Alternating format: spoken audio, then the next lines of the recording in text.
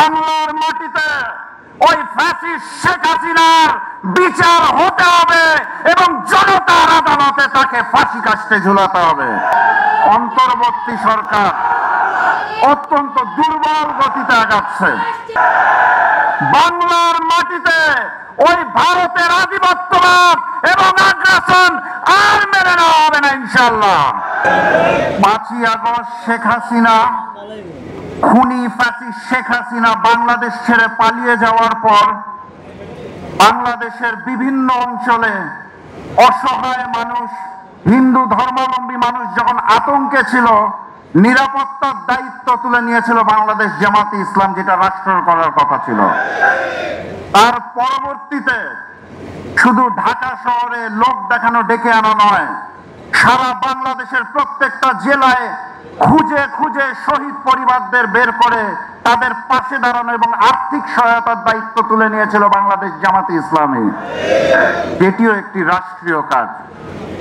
ছাত্র সংগঠন ইসলামী ছাত্র শিবির শাহবাগের মতো জায়গায় একটি কক্ষের ভিতরে ইন্টারন্যাশনাল লেভেলে জুলাই আগস্টের শহীদদের স্মরণে একটা প্রদর্শনীর আয়োজন করলো। আমার দেখার সৌভাগ্য হয়েছিল। দায়িত্ব তুলে নিয়েছিল জামাত ইসলাম, ইসলামী ছাত্র শিবির।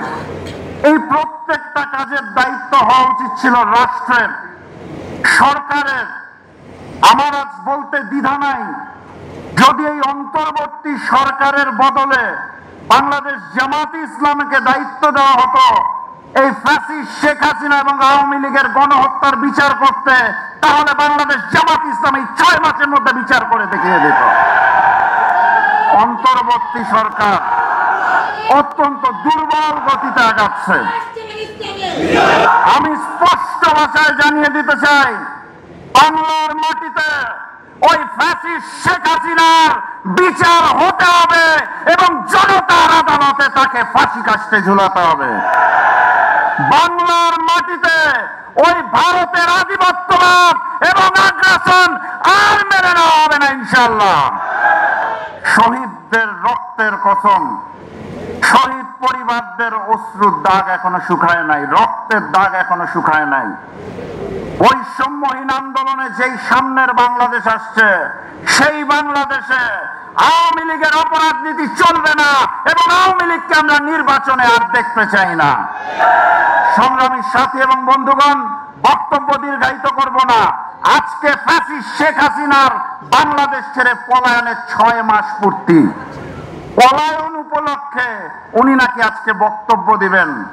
আপনাদের বলে যেতে চাই, চোখ কান নাক সব খোলা রাখবেন।